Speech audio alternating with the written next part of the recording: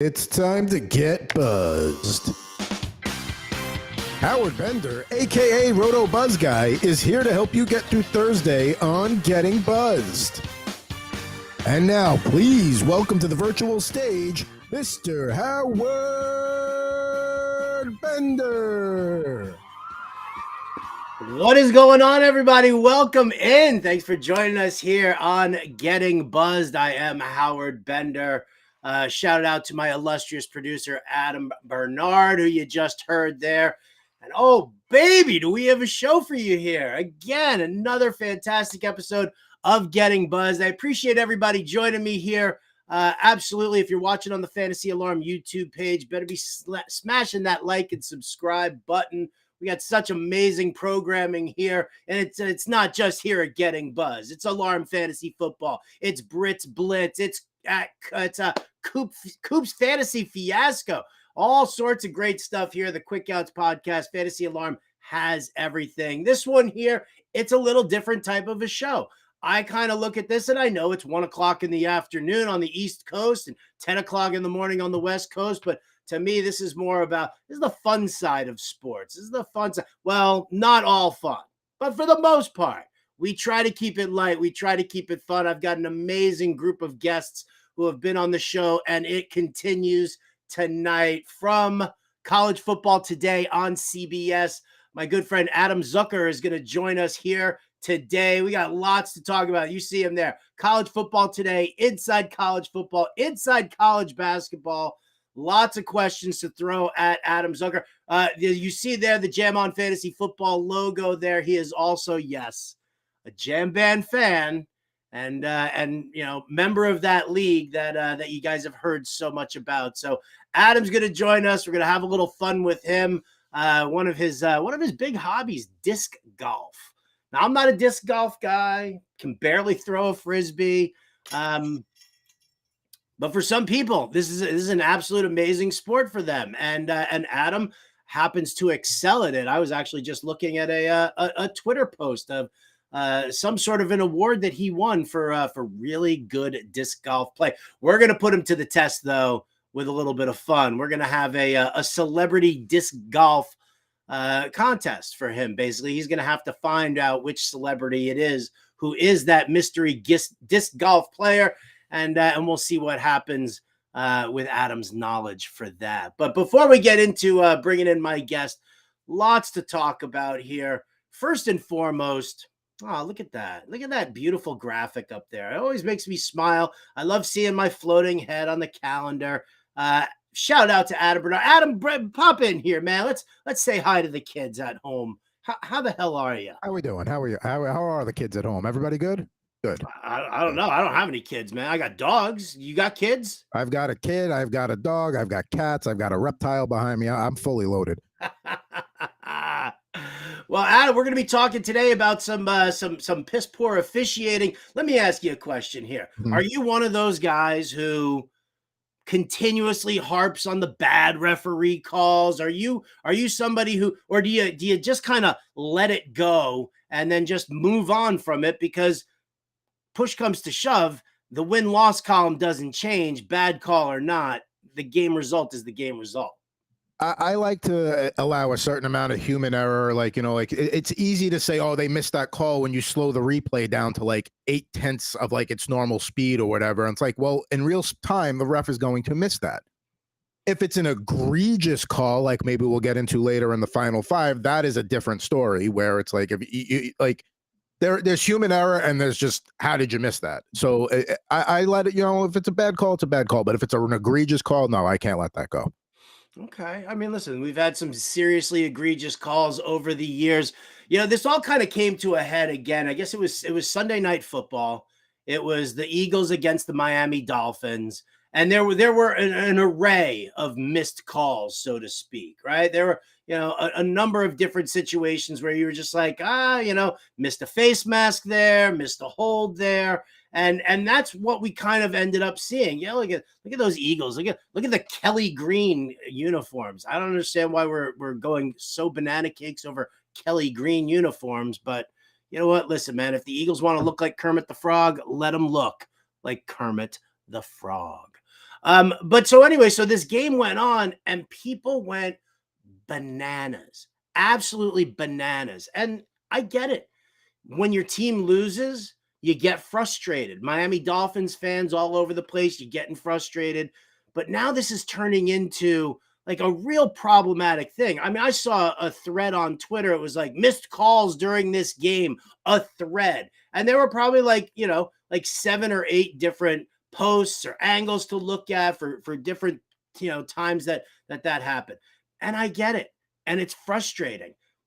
We're seeing it all across the board here now. I mean, listen, anybody who knows Angel Hernandez in MLB knows just how many blown calls there are in the world. But yeah, here's that. Well, bringing that picture of Jim Irsay, because here we go. So nobody likes Jim Irsay. And I'll say this flat out. Jim Irsay is turning into, he's like a Jerry Jones. Just because you own the team doesn't mean you need to be chiming in about your players' health.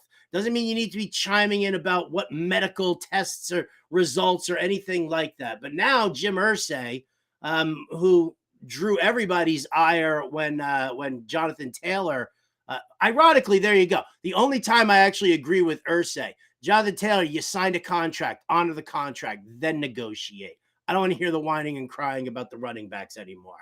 But Irsay now turns around, says that he's calling for instant replay for all calls, including penalties, in the last 2 minutes of the game. He was obviously upset when the Colts dropped that little heartbreaker to the Cleveland Browns. Was it 39-38? Yeah. Maybe stop blaming the referees, Jim, and blame your crap defense. Maybe that is something that you need to pay attention to.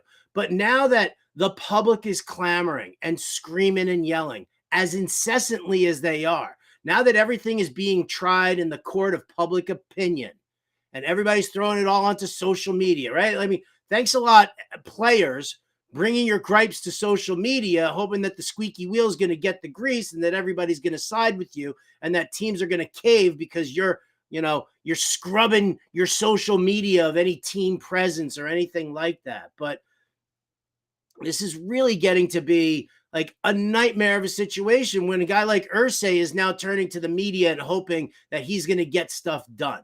Like, listen, there are obvious infractions by referees and umpires. Angel Hernandez, like I just said, probably the absolute worst, right?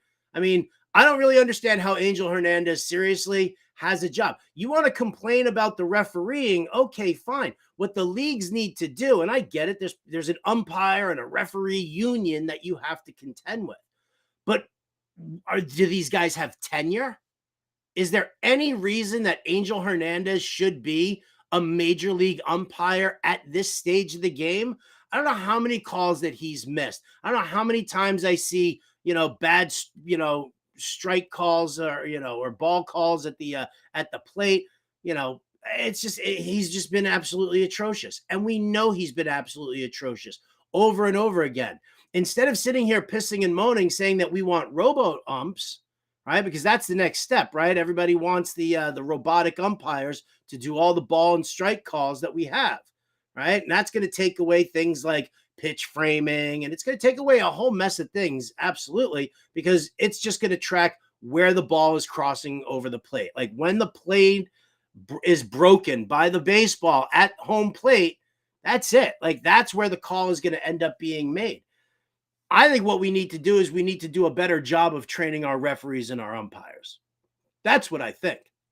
And this is across all sports. It's not just baseball, right? Like, let's get rid of the old. Let's sit there and actually cite infractions. Let's actually, one of the things, and I'll throw this out there because California employment law is one of like the most ass backwards things. Like you could have an employee who's just like an absolute nightmare, and you got to write them up.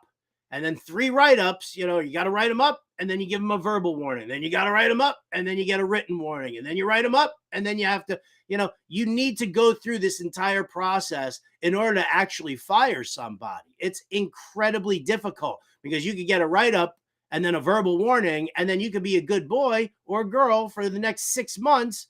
And then when you do something else again, guess what? It's another write-up, and then it's another verbal warning. So it all kind of like, goes through that. You have to show that there is a repeat situation. And that's what I think we need to do with referees and umpires. Let's stop with this, trying it in the court of public appeals, and let's actually focus on making umpires and referees better. Because I'll say this, you want to take away this human element. And Adam said it best. You want to take away the human element and you want to live by the rule book, you're going to have a major problem. You're going to have a serious problem. Like, you as fans are going to watch this game and you're going to be like, this is vomitous. I mean, you're talking about if we're going to be able to review penalties or, have this like eye in the sky officiating that goes on where it gets stopped because, the person in the booth wants to take another look at whether or not a penalty was called, whether or not there was an infraction and anything like that, right? It's going to take some time. Now, we've dealt with coaches' challenges and they've tried to speed all of that up. But I mean, anybody out there sit there and watch the final minute of a basketball game? How long does it take? It's supposed to be a minute.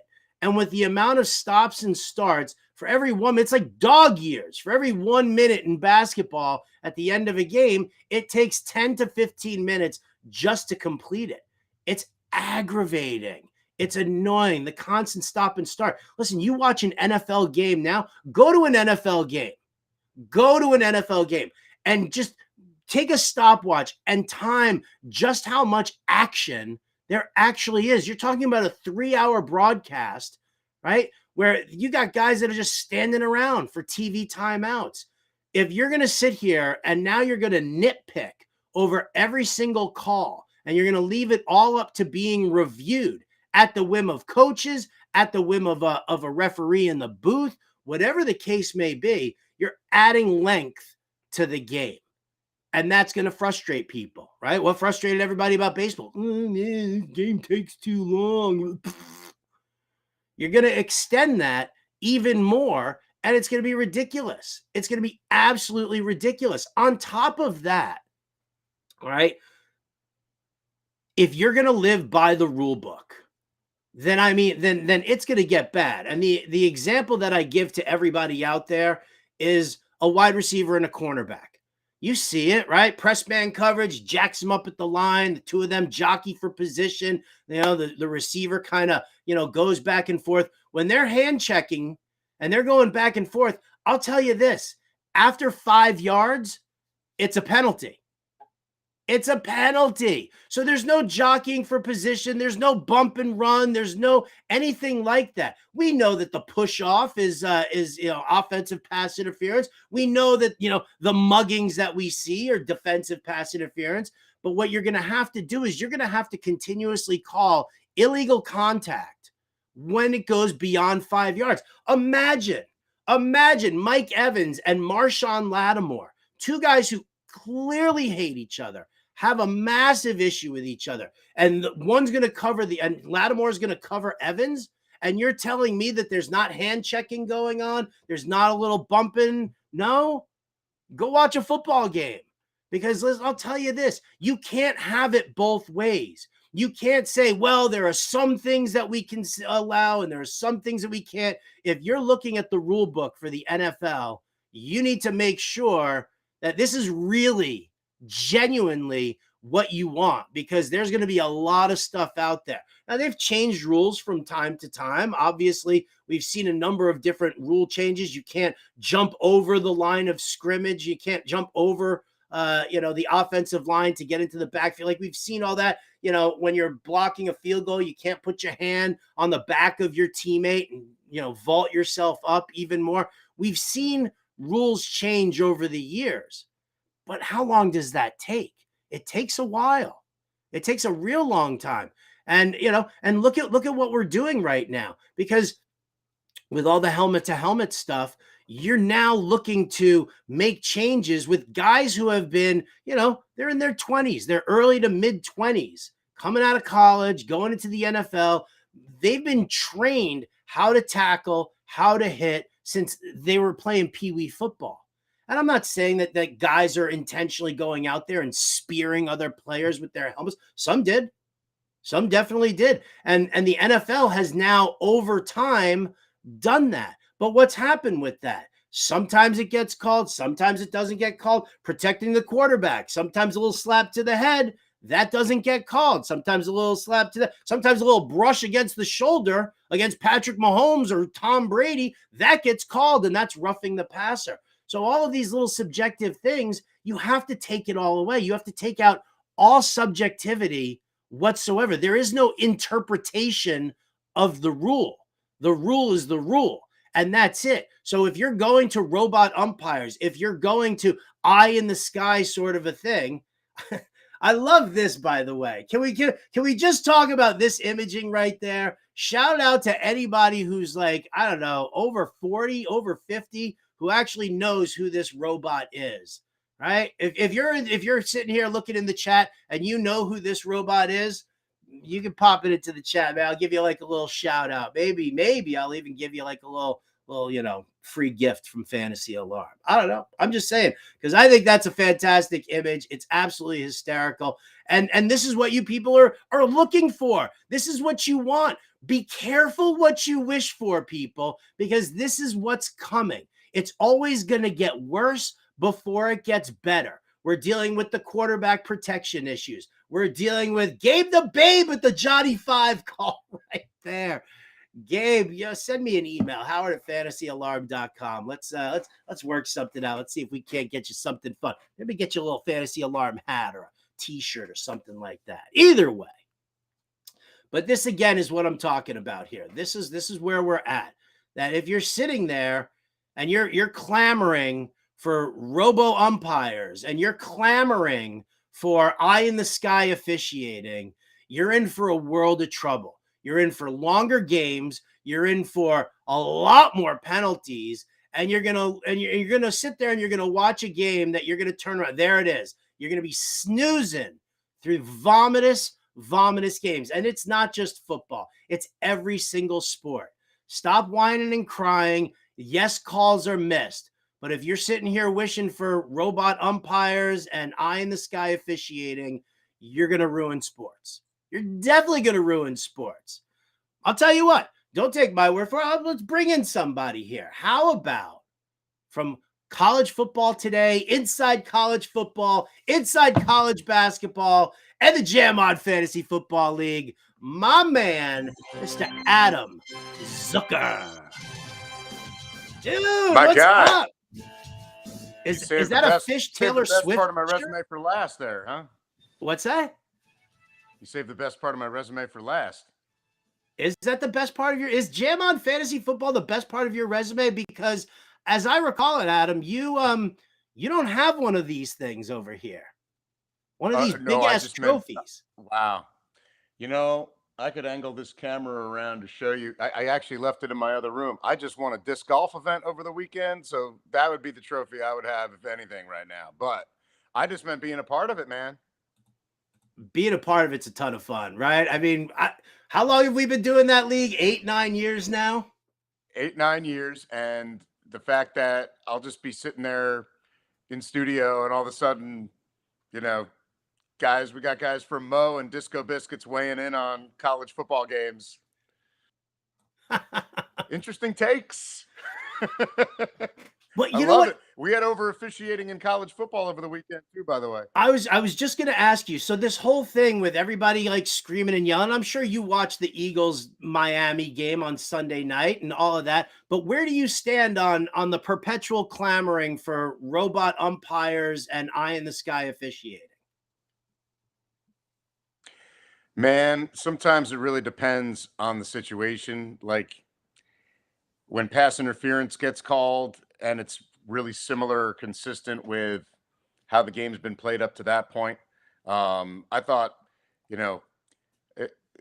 I think of what happened to Penn State against Ohio State and the defensive touchdown that got taken off the board there because of a defensive holding call, away from the action. And it wasn't pass interference because there was no pass thrown because of the fumble. But just Iowa had a punt return that would have basically given them the win. And in a review about whether or not he went out of bounds, they actually said that the kid did this signal that was an illegal fair catch signal, and Iowa got that taken off the board and then threw an interception or turned it over on downs. The Pitt quarterback the Pitt quarterback did the safety slide, and they ruled that he started his slide a little before the first down line, even though there was nobody near him. He was just trying to stay in bounds. So it happens on Saturdays too. But yeah, plenty of Sundays. So where do you stand on the fact that there needs to be, because I mean, I attest that we just need to train the officials better, and we need to get some of these like older officials. It's not about being ageist, but like somebody like Angel Hernandez in baseball, who is just traditionally terrible. Like, I don't understand. Do these guys have tenure or whatnot? I'm sure you have a handful of referees in college where you're like, oh, geez, this guy's going to be on this game. This could be a disaster. Like, why can't we just train them to be better? Or have more like publicly available grading systems and reward systems for the guys who do the best jobs. I think there's more notorious refs when it comes to basketball, yes. I would even say, than football. And I get it. It happens. Football especially happens so fast, and half the time they're trying to just get out of the way. But yeah, there's a lot of stuff. Like DBs are really good at masking holding or PI when they've got their hands in the elbow of a receiver going downfield. So I don't know if I want that reviewable. When they started reviewing those, we don't want the game to get longer either. That's part of it for me. Well, and that's the big issue for me as well, as I sit there and I just worry about, when Jim Irsay is saying that he wants everything, including penalties, reviewable in the final 2 minutes of the game, it's going to look like an NBA game where like the final minute of the NBA game or even a college basketball game ends up taking like a good 10 to 15 minutes just to get through all of that. Yeah, and college basketball doesn't need any help. I mean, the one thing that college football for me always has over basketball, college football, the most intense plays, the most intense moments are line of scrimmage plays and stops versus fouls and free throws. If I could change one thing about college basketball, it would be if you purposely foul up 3 outside the 3-point line, then the other team gets 3 shots. Because when we have these classic games and there's been so well played, and then it all comes down to free throws. And I know that's how every team ends their practices, is shooting free throws. It just kind of to me, it just takes away the highlight level of action that you get with under a minute to go in a game. True or false, Adam? College football fans are more nightmarish and ravenous than NFL football fans. I would say that there's better humor on Twitter with college football fans. I would say that there's a certain jovial aspect to a lot of the college stuff, especially we're kind of coming out of this era now where they're amateurs, because there's obviously a lot of money that they can make now, which is great. So people maybe feel a little more, I don't know, they feel the permission to tool on a kid a little bit because he makes some money on the side. Or people have just gotten really good at graphic arts. I'm not sure. But I would say that we have a thing where you still have your diehard fans of every NFL team, especially certain cities where you don't have a college football presence. But Saturdays in an era that we're going to be moving out of, where you can't lose twice and still win a championship, right? You got to be undefeated or just one loss.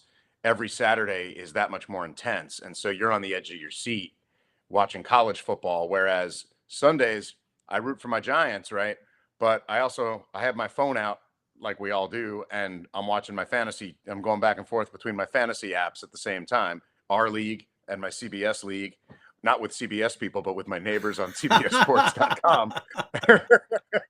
And anyway, I think that there's like a certain passive aspect to a lot of the NFL experience until the playoffs, or until you're eliminated if you don't win this game. Whereas you kind of have that carry through the college football season week to week. How long have you been hosting College Football Today? So full time now, this is a decade I've been doing it. And before that, I was filling in for Tim Brando. Every time we had a doubleheader, he would go on the road and call the games. and I just love being in the studio. I would come across the hall from the cable channel where I was working like 2 p.m. to 2 a.m. And so I'd fill in for him.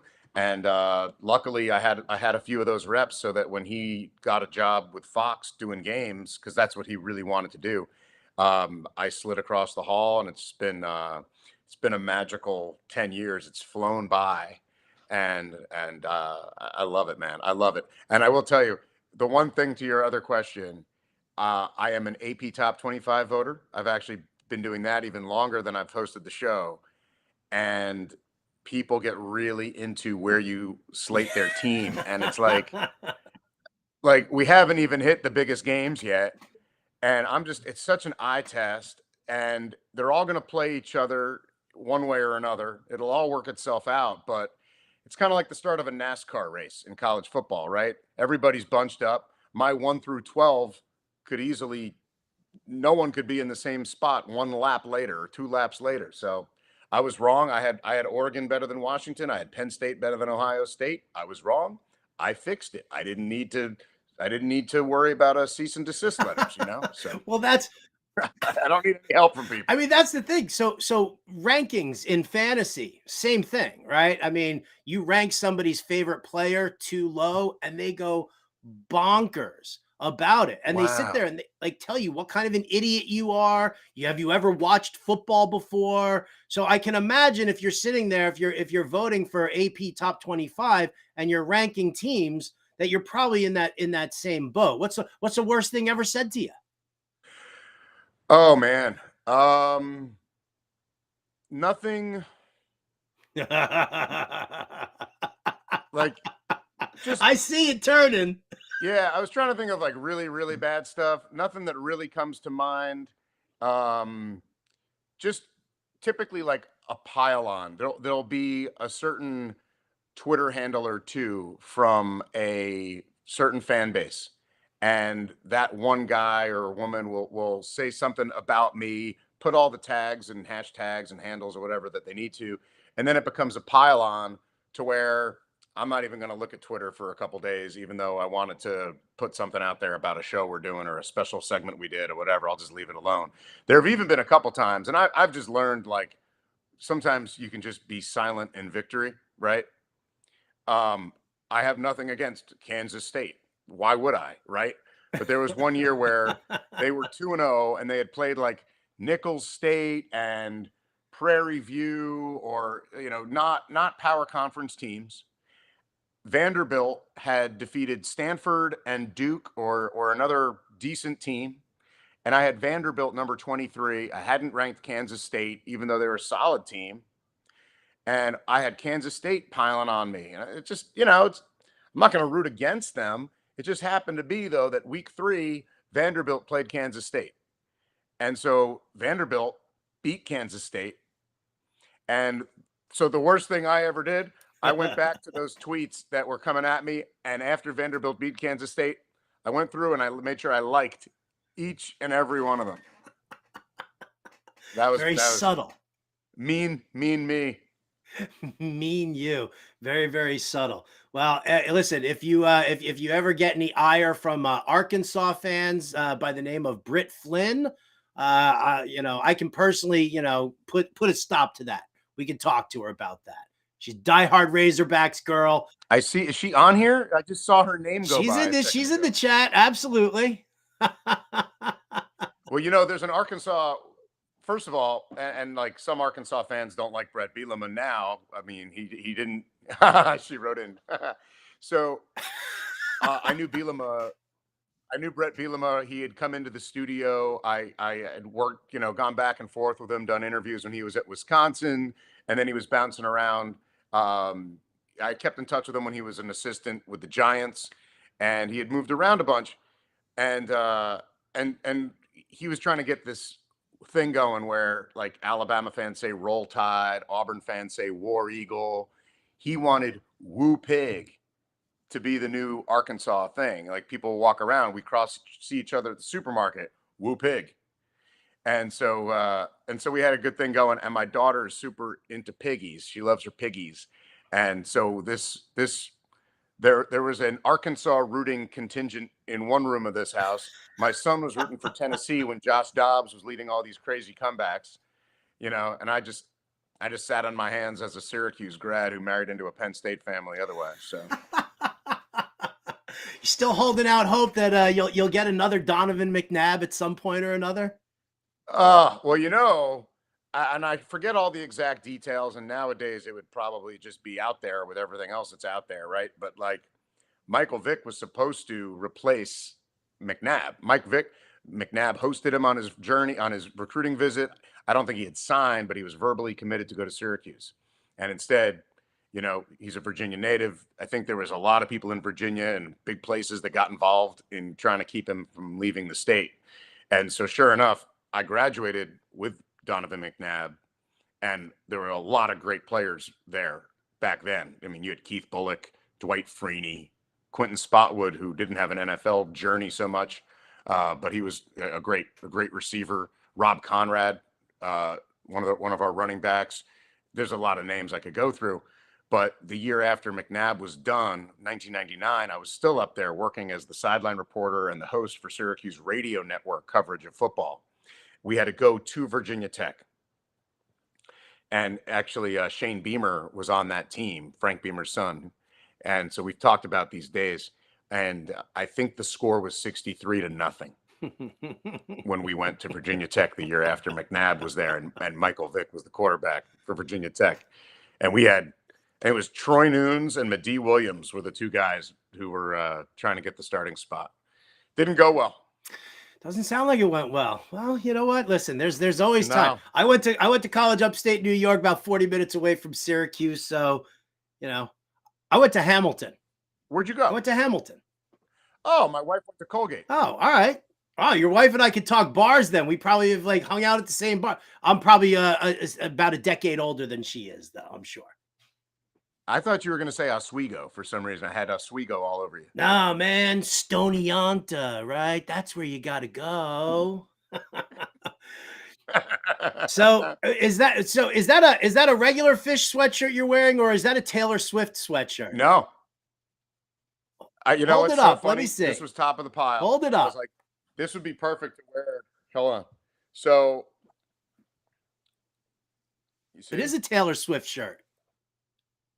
It is, and that's just purely out of respect. But I can only dive into so many subcultures and hidden meanings and how long it's been since who played what song and all that stuff, right? So I got my Phish. I sat. By the way, this isn't normally where I sit for these things. I sat here for the Jam On connection. Okay. So I've got all kinds of stuff behind me here. But I took my daughter up to the Saratoga Phish shows. It was the best concert experience I've ever had. You take your 10-year-old daughter, you go the extra mile. It was unbelievable. The food, the private show that Paige and Trey did beforehand in the little band shell, even though it was pouring rain. And one of the women who was helping run the tent for the foundation up there, this was to raise money for the New York and Vermont flood victims, this whole event, which is why I also felt good about doing it. She was wearing one of these. It was a T-shirt. I asked her how she got it, so that was how I ended up getting this. I thought it was the coolest thing.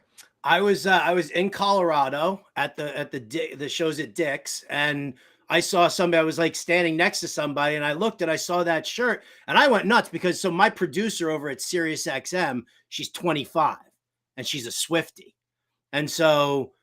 She's sort of helping me, you listen to the show from 3 years ago, and all the bumper music is Phish and Humphreys and the Dead and the Disco Biscuits, right? The producers knew she wasn't having any of it, and now all of a sudden I'm getting Taylor Swift and Harry Styles. So my education on Taylor Swift is probably top notch, at least for anybody my age here. That we do it. So I love the sweatshirt. I love the nod. I love the fact that it was the North Carolina show where Fishman said Taylor Swift wouldn't leave the stage. Yes, because they had to vacate in the rain and she didn't. And it's funny because I called my buddy up and I took my buddy John. I took him to a couple of his first shows I mean, his first two included in there. And we were at the show in '97, Hurricane Danny, and that was in outside Raleigh, North Carolina. And we actually stayed at an ostrich farm that doubled as a campground in Wilson, North Carolina. And we got back to our tent. The pond had made its way into our tent. So we ended up sleeping in the car again for the second night in a row. And I was like, they played through that. It's crazy that they couldn't play through this most recent deal, but it's 25 years later. And I think there's probably much more expensive high-tech stuff going on the stage, and the direction of the rain is a factor. And yeah, it brings back memories, man. Oh, dude, I've got memories of like me with like just wrapped in a blanket and no clothes on in Camden, New Jersey at a show.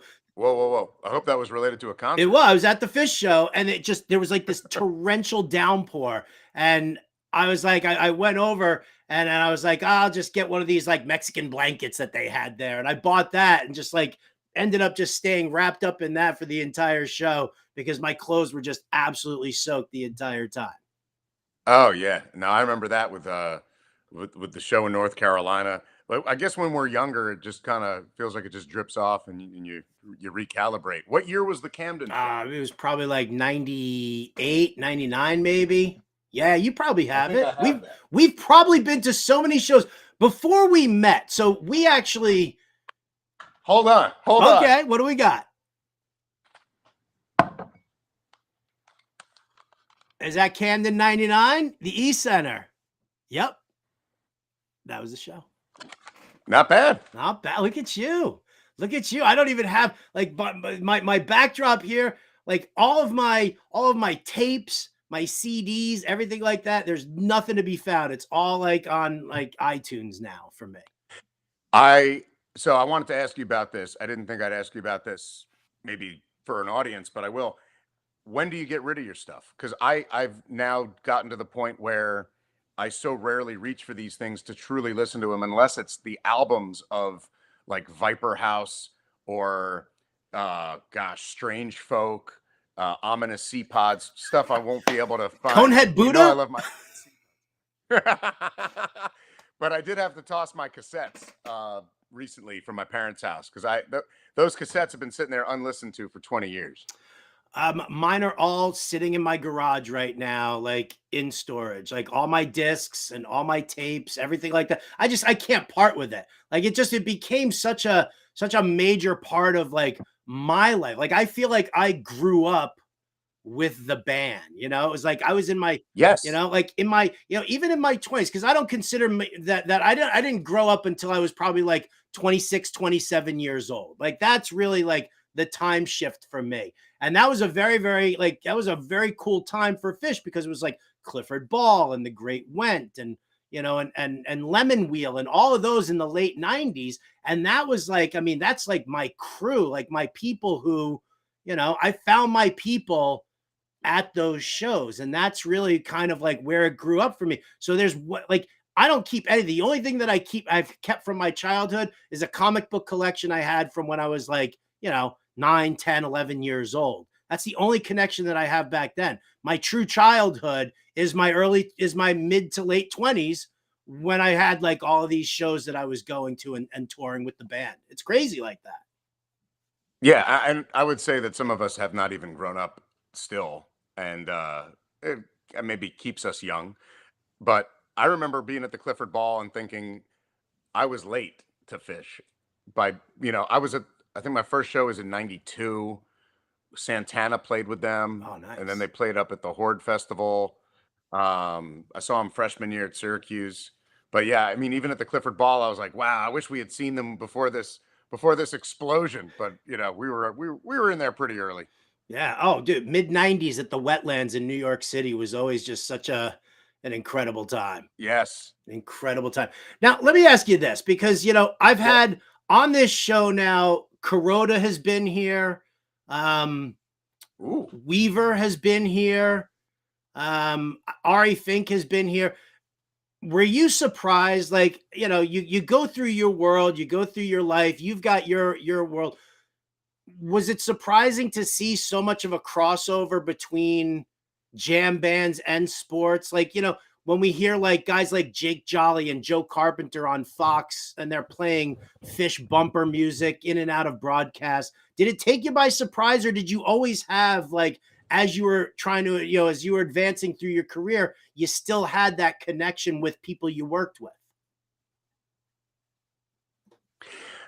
Yes, absolutely. I would say there's always that we are everywhere kind of feeling to it. But it comes back to you like a boomerang, or like a good vibe boomerang. Like the number of people who recognized Tweezer Reprise on the bumper music, not even the bumper music. They played it as the theme music on a Super Bowl. I think it was when Arizona Nope. was getting introduced. It was Atlanta Nope. being Who introduced was by it? Ving Rhames. It was Atlanta. So I was close. It was a bird and from a team whose city begins with an A, or locality begins with an A in the southern part of the country. So I was a little off there. But when that happened, I mean, like the number of people who write to you, it was, both red and black team colors. Thanks for that. And it's moments like that. And I did a show on the top 10 running backs of all time, and we taped it at Rutgers. And the guy who was holding the boom mic for my stand-ups had been the audio, the lead audio technician on Between Me and My Mind documentary. Oh, nice. Yeah, he had been embedded. That's hysterical. That's crazy. I had I was doing at the Fantasy Football Expo in Canton, not this past year, but the year before. There was a guy who was on location for Sirius XM, who was doing the producing work over there. And as I'm like in the middle of a broadcast and I'm talking about certain things, he slides a sticker right in front of me in my laptop, and it's a Triceratops, but it's Trey instead of the horns. So it's a Triceratops sticker. Oh. He was one of the technicians in the ninth cube when Phish did that silent, that crowdless New Year's show that they did. I see. Shout out to Jake Ferguson. Triceratops. Triceratops. Have you ever slid a Phish reference into your work? Oh yeah. Yeah. Anything involving the sideline, I've used chalk dust torture when necessary, because you know what I mean? Mm-hmm, I know. Does that work? Okay. There's a couple I'm sitting on, I'll be perfectly honest with you. I've been waiting for, and I would prefer to reference songs that the old school, deeper, true Phish heads would love, but I've been waiting for a pick six on an update where I can drop a backward down the number line. Because I thought that would make sense, right? 50, 40, 30, 20. You know what I mean? Uh-huh. I don't know. Oh, Does he have to go backwards? Does he have to have all his friends with him? I don't know. But I've done it. I think I wrote an article. I wrote an article about like turf toe years and years ago. And it was, I like did the research on the protective shoe that they use and the metal plate that goes in there. And of course, you got to wrap it up with a whatever you do, take care of your shoes.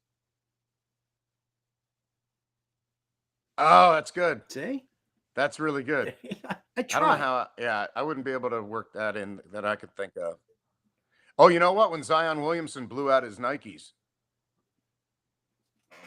Missed opportunity. When he was at Duke and he busted out of his shoe. Yeah. That could have worked. Yeah. You're missing opportunities here wasn't left and working that right. night. We're gonna have to do like one of those Katie Tour, Jake Sherman kind of back and forths one day. Oh, so that's the thing, man.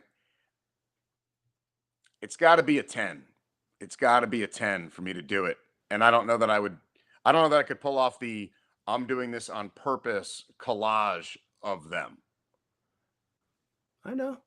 I thought what she did was pretty epic, especially on a news program. Right? It's pretty sweet. NBC, pretty sweet. Absolutely. Yeah. I don't know if I can. I got to really commit. I got to stick the landing on something like that. Well, I guess we'll just all have to tune in to College Game Day and figure out, will this be the show that Adam Zucker drops a little bit of a Phish reference on us? Listen, we're waiting to see. We're always waiting to see if Taylor Swift is in the booth and at the game. We're all going to sit and tune in every Saturday to find out if Adam Zucker is going to drop us a little Phish reference here.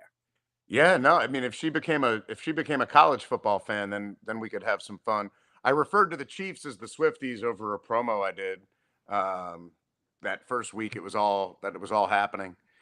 It's a lot of fun. In fact, I actually bought a second one of these for one of our head researchers. He writes part of our Tuesday Inside College Football show. His name's Andy Toolin, one of our best researchers, and he works Taylor Swift references into these scripts that the rest of I write all my own stuff that I'm going to say. I write all my own stuff, but our analysts, we do a segment called No Huddle, and we just fly through games where certain teams that need to be mentioned get mentioned, but their games aren't necessarily the best games of the week. And he drops in all these Taylor Swift references that they just read, not knowing that they're making Taylor Swift references. So it's actually pretty comical when it all gets to air. Well, I'll show you a write-up I did of Travis Kelce. Have you seen Taylor Swift? In concert? No, I haven't. Have you? No, the closest anyone in my family's been, I was on my way down the shore to Long Beach Island, and my wife and my daughter were already down there, and that was when it went berserk that she was on LBI for a wedding, and my wife and daughter were 15 minutes from where she was, I guess, eating or whatever, and they drove down. They had to go down to Beach Haven anyway. And I forget which spot she was at, Black Whale or something in Beach Haven, one of the really cool restaurants.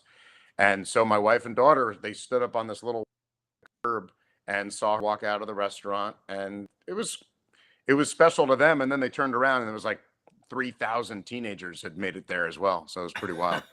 It's unbelievable. And they're all accused of being the problem. So. Yeah.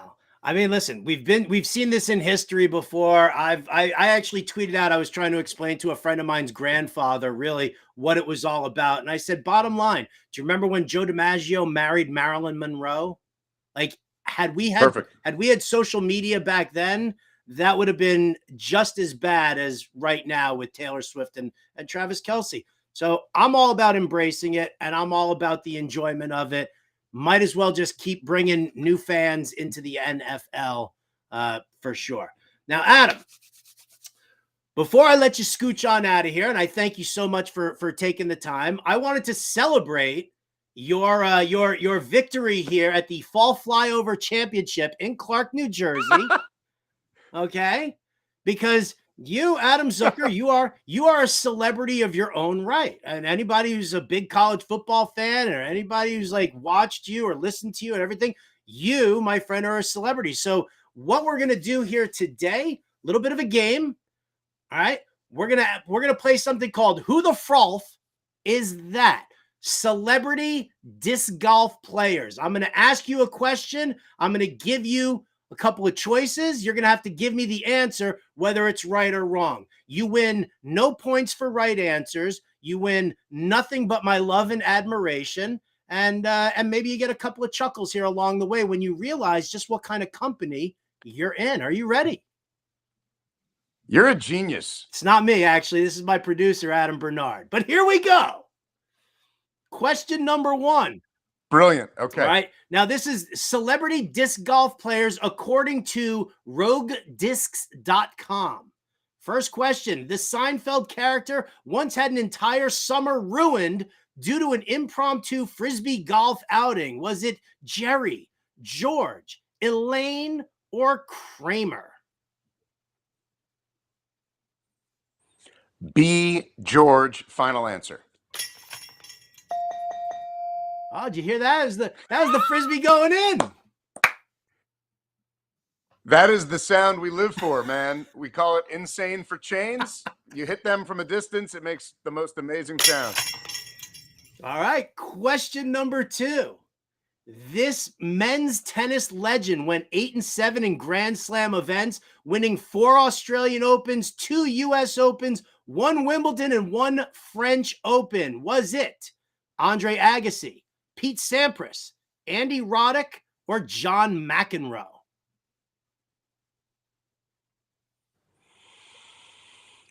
Let's see, 8-7. I'm gonna say that would be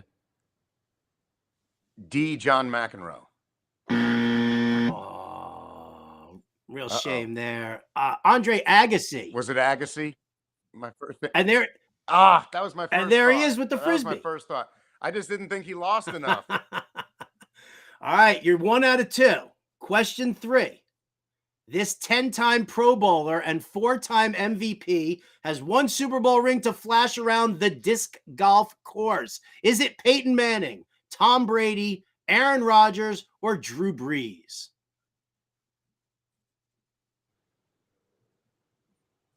Ten-time Pro Bowler, 4-time MVP, 1 Super Bowl ring. Well, it can't be Peyton Manning. It can't be Tom Brady. 4-time MVP. I'm going to say C. Aaron Rodgers. Look at you. Look at you. All right, you're working in some good company here right now. Agassi, Rodgers, George Costanza. I can't think of a better one, but then here we go. Question number 4. I am closest to George Costanza in life. Not as close as I am.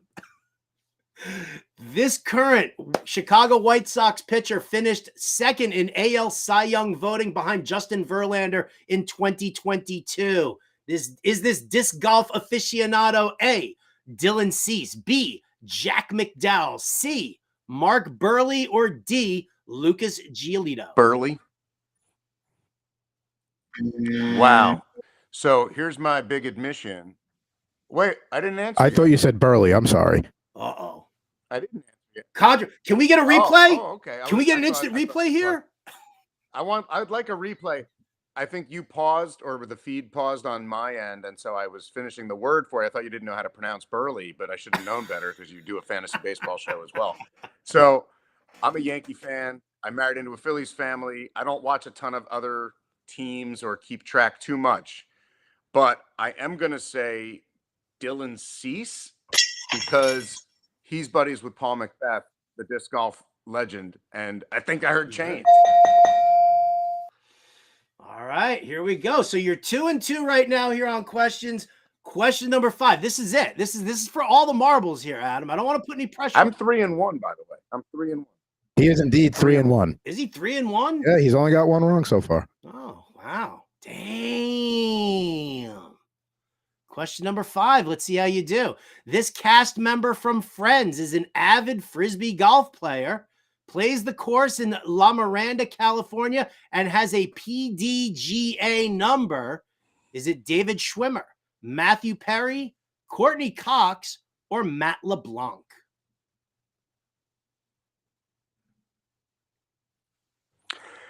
If it's Courtney Cox, I'll be at La Mirada tomorrow, but I'm going to say that it is, man, there was an episode, or there was something where I thought Matthew Perry was spotted on a disc golf course. I'm going to go with B, Matthew Perry, because it is a sport that is very helpful to get out and clear your mind, and I feel like Matthew Perry's that kind of guy. Wow.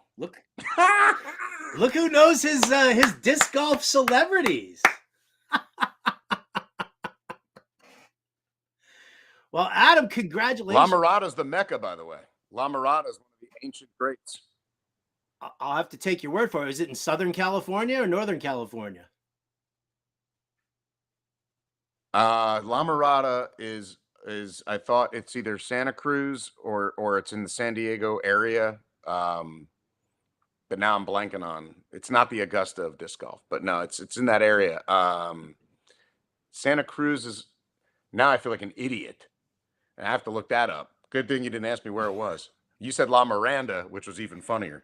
Well, there you go. See, I've got my contact lenses in, not my glasses, so I couldn't tell you there anyway. So La Mirada in California. If it's in Santa Cruz, maybe I'll come watch you play.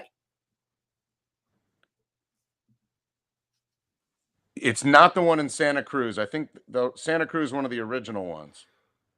La Mirada is more near LA, it looks like. All right. Well, you're on your own then, kid.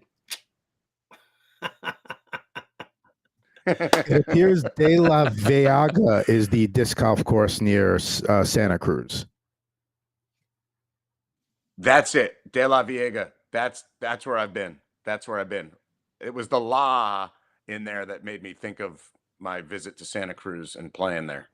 That's the one. All right. Well, I hope you do well at La Mirada this weekend. I hope you play well. I hope it's nothing but chain for you here.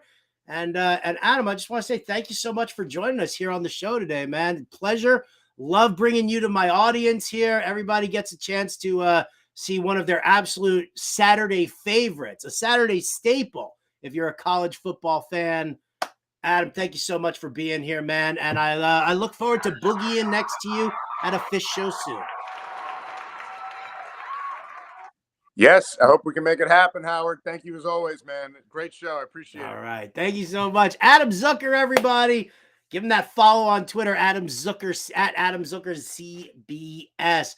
We're going to wrap up today's program here with our final five that connects to the opening monologue. That's right. It's the top 5 worst officiating moments in sports. Going to drop it in here. Number 5, the Maradona Hand of God 1986 World Cup. Not only was Maradona offsides, but he also hit the ball into the net with his hand when it looked like it was a header. It was not, and it was called, and that was it. And Argentina went on to win, and Maradona is a hero, and it was one of the worst calls in World Cup history. Number 4, Don Denkinger, the umpire of the 1985 World Series. Orta called safe at first. Cardinals were up. Cardinals were like 3 outs away, and they were going to end up making it happen. Orta called safe. The Royals went on to win that World Series. That was a very, very defining moment in that game, in that series, as the Royals went on to win. Number 3, we go to the ice. Bret Hull, 1998 Stanley Cup Finals. And this one here, this is for you people who want to live by the rule book. His skate was in the crease before the puck got there, and he ended up scoring that game-winning goal in triple overtime, gave the Dallas Stars the Stanley Cup. Should not have been a goal, especially if you want to be strict about it. Number 2, this one I was very vocal about when it happened. Jim Joyce blowing the call at first base. It blew Armando Galarraga's perfect game. Dude was 1 out away from a perfect game. He was covering first. Jim Joyce, not only did Jim Joyce call him safe and it blew the perfect game, but then Joyce comes out the next day and said that he made the mistake. Problem? Yeah, I'd say so. But the number 1 worst officiating moment in all of sports, there it is right there. The infamous tuck rule, the 2001 divisional round game between the Tom Brady-led Patriots and the Raiders. I don't even remember where the Raiders were. Maybe they were in Oakland. Maybe they were in Las Vegas. Maybe they were in Los Angeles. Either way, they got screwed. Tom Brady, yes, his hand was moving forward, which was the original call. But if you looked at that on replay, he was trying to tuck it away, fumble. They gave the ball back to the Patriots. Patriots go on to win that game on a game-winning field goal. So there you have it, folks. Our final 5, top 5 of worst officiating moments in sports. I want to thank everybody for joining us here today. I want to thank my producer, Adam Bernard. Very much want to thank Adam Zucker from CBS Sports joining us here on Getting Buzzed. We've got Alarm Fantasy Football. That's coming up next. Thank you so much for tuning in. I'm Howard Bender. This has been Getting Buzzed. We'll catch you next time.